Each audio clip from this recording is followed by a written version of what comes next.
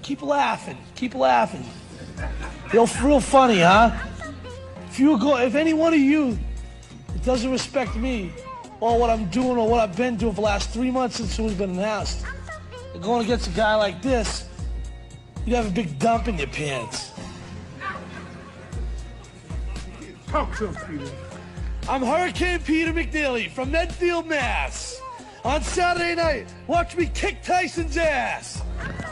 But if you haven't made your pay-per-view arrangements yet, make them soon. Because remember what happens when I wrap you in my cocoon. Peter, we have you for just a moment before you go out into the ring. Your thoughts before you get in with Mike Tyson. This is for my grandfathers, my grandmothers, my father, my mother, Curly, my 3 brothers, last but not least, Snubby. Mr. McNeely, what was it that you have told your son? And last but not least, Medfield! Do the instruction in the dressing room one time. This is Nevada State rules only. Check yourself at all times. I expect a tough, clean fight. Any questions from McNeely's corner? Any questions from Mr. Tyson's corner? Let's get it on! Deal on his first and here we go! And McNeely, as advertised, comes right at Mike Tyson. Down goes McNeely! Seconds into the first round!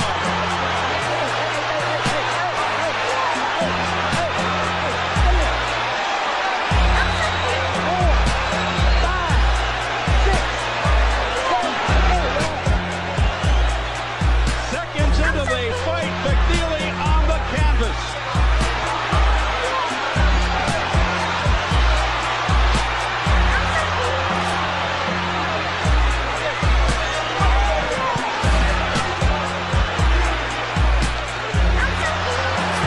With McNeely pounding away, Mike Tyson going to the uppercuts on the inside. Tyson seeming to just hang back there waiting for that one shot. He isn't moving, and he's letting McNeely get away with an awful lot of pounding.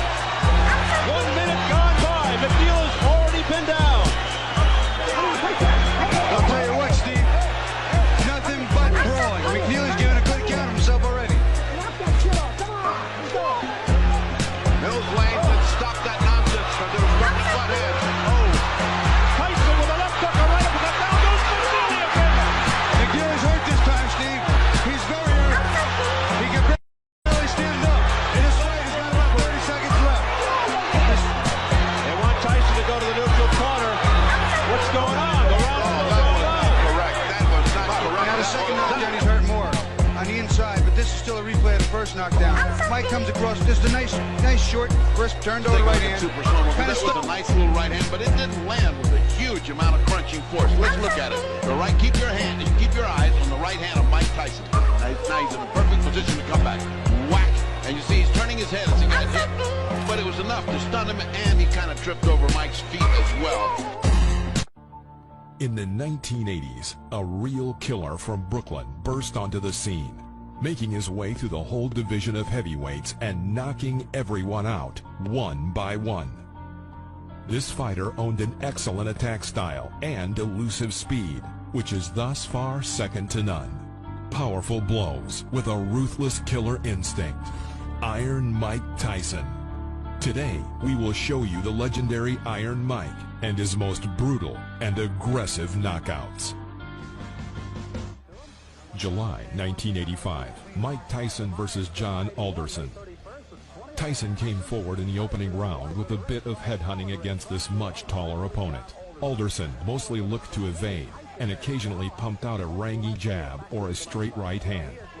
So Frank Cappuccino will have a busy night tonight, and this sixth rounder may not last very long with a counter shots there, a left hook right to the face. At the instruction of his corner, Tyson added more work to the body in round 2 and landed at a higher rate.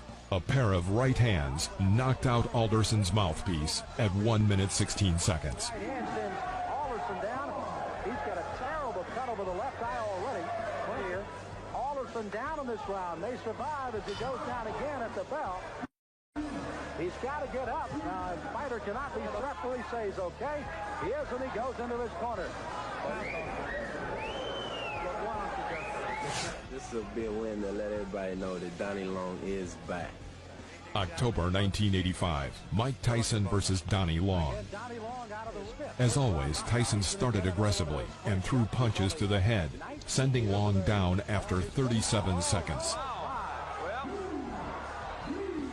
that was quick. Tyson putting him down here early in the first one. Cappuccino looking on closely. Despite coming back, Long was sent to his knees twice before the referee waved an end to the bout after 1 minute 28 seconds. The left hand puts him down. He collapses, and this one is over as the doctors rush into the ring. Make no mistake about it. That was a good performance. Not just because of what... November 1985, Mike Tyson versus Eddie Richardson. Go past the first round, Mickey Herskowitz. Well, you're looking at those. From the very beginning of the fight, it became clear that it wouldn't last long. Richardson held his hands low and tried to keep Tyson at a sluggish jab. As soon as he managed to hit his third blow, Tyson shot a long right to the head at the jump. It was not noticeable that Richardson was greatly shocked by the blow. After sitting a little on the floor, Eddie decided to get up. Eddie Richardson looking at the referee is in much distance. Tyson immediately tried to finish off his opponent. Nevertheless, Richardson tried his best to hang on to the end of the round and not let himself get hit. Tyson is a little icebox. Tyson, a fellow for whom everybody predicts a great future. If they can find some fights for him. Left hand almost drove Richardson. I see right now a major flaw and problem in Mike Tyson's career, and that's going to be to have a fight that lasts long enough to get some good footage on it. I'm telling you what, it's hard to do. Mike Tyson, without a doubt.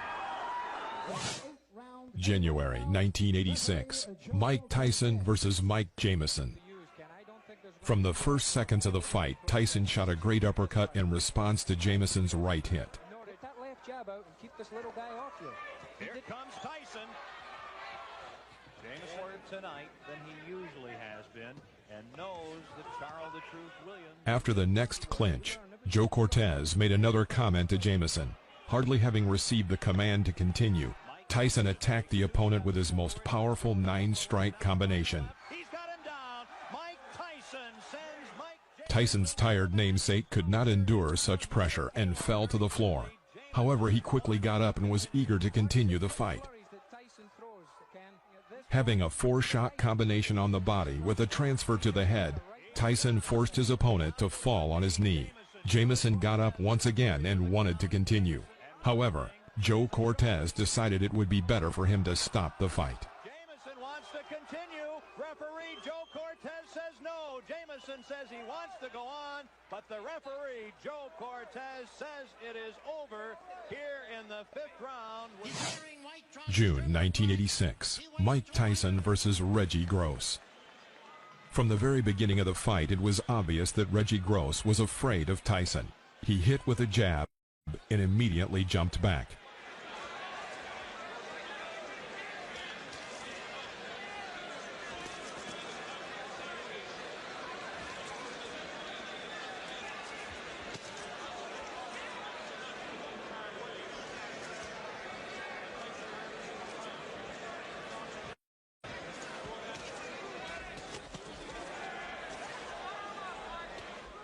At one point, Reggie suddenly exploded forward and held a 15-strike combination. He even managed to hook his opponent with an uppercut exactly on the jaw. But Mike Tyson waited for the right moment in a hail of blows, hit his crown blow from the left side, and sent Gross to the ring floor. The audience roared with delight.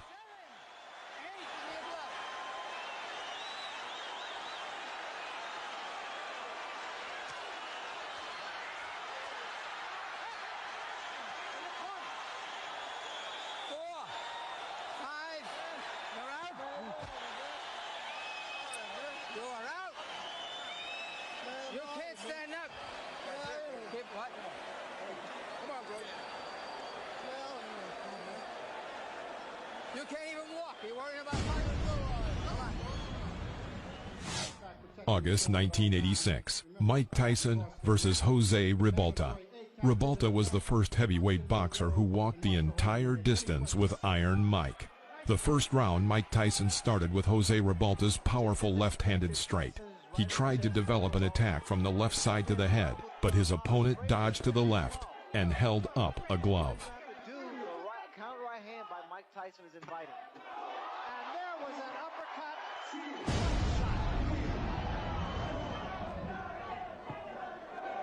Oh, what a shot. And Ribalta's down. You want to continue? Yeah. Okay. Oh. So do you want to continue? He said, yeah, hell yeah. That's a fighter. And that's it. I want to say that there's no way Ribalta could win the fight, but I think October 1987, Mike Tyson versus Tyrell Biggs.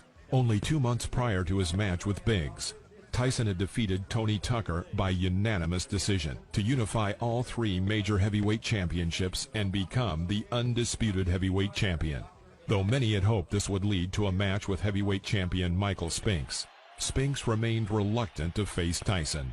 As such, Tyson instead chose to face one of his mandatory challengers, 1984 Olympic gold medalist Tyrell Biggs, who was undefeated since turning pro. Oh, that was a tremendous left hand.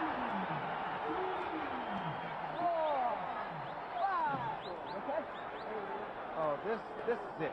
He is gone right now. He has no legs at all. And 10 seconds to go in a round. There's a left hand. He's down again. It's over. It's all over. And it wasn't even close. Here's the final knockdown now. No, I think it's the power and... June 1988, Mike Tyson versus Michael Spinks. This bout represented a contrast of styles, with Tyson's speed and devastating power up against the unorthodox style of Spinks, who rarely looks impressive but has always found a way to win. Larry Holmes, the only man to have faced both fighters, predicted a Tyson win by knockout in 2 to 3 rounds.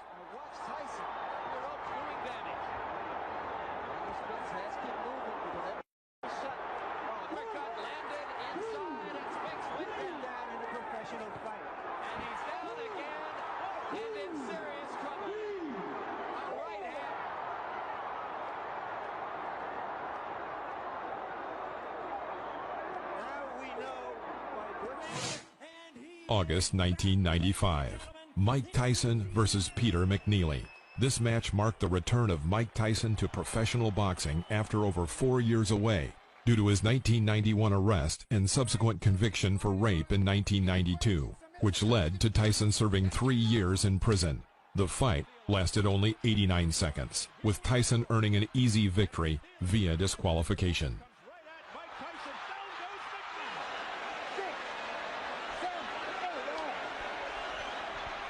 Seconds into the fight, McNeely on the canvas. Mills Lane said stop that nonsense because they were starting to butt heads. Oh. Tyson with a left hook, a right uppercut, down goes McNeely again. McNeely's hurt this time, Steve. He's very hurt. He can barely stand up. March 1996, Mike Tyson versus Frank Bruno II. Bruno, at the time, had been a professional boxer for over 13 years. He was a former European heavyweight champion and had received several shots at the world heavyweight title over the course of his career.